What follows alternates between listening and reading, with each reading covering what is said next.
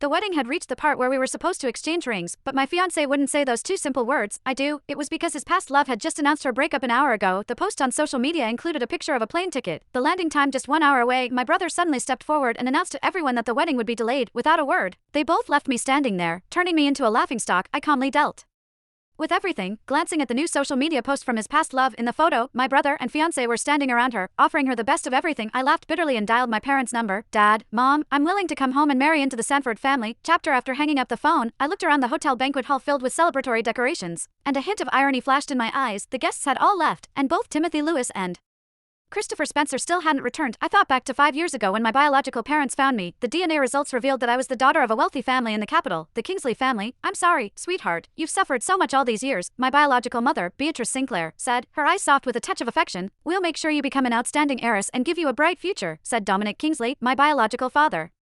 Would you like to return to the Kingsley family? I looked at the couple in front of me, and a complicated expression crossed my face. I had grown up in an orphanage, but I never felt like I lacked love. I had Timothy and Christopher, who had been by my side since childhood. So, 3 years ago, I firmly rejected the idea of returning to the Kingsley family. The high society world was one where a person was never truly free, and I didn't want to become a scheming, calculating heiress. Even more so, I didn't want to become a sacrificial pawn in an arranged marriage. Sweetheart, I know this is difficult for you, Beatrice said softly. We respect your choice, and we hope you'll live happily. Your grandfather made a promise with the Sanford family's head many years ago, a betrothal agreement. If we ever had a daughter, I suppose it's for the best, Dominic said. Of course, if you want to come home, to be a part of our family and share in the responsibilities of our family's legacy, the door will always be open to you. I had long considered Timothy, who had grown up alongside me in the orphanage, as my brother and my family. How could I abandon him? Reluctantly, the Kingsley couple left. It was hard to blame them for their reluctance, as I was their flesh and blood. Over the years, I knew that Lewis Group had been able to rise to prominence in part because of the behind-the-scenes support from my biological family. However, the family and the lover I had chosen myself abandoned me when I needed them most. Time passed, minute by minute, and the various stares from the guests weighed on me, yet they still didn't return. I dialed their numbers again and again. Finally, the phone was picked up, and Christopher's irritated voice came through the line. Helena Kingsley, the wedding can happen anytime. Bella's health was bad, and it got worse when she went abroad. Can't you just let her be? I was about to speak when Timothy grabbed the phone. Lena, stop making a scene. Bella's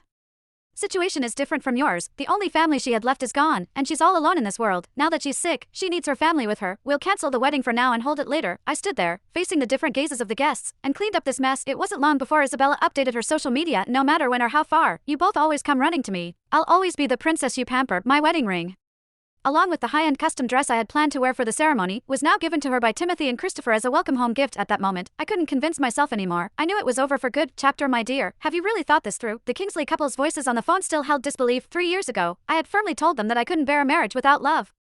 Going back to the Kingsley family meant sacrificing my own happiness.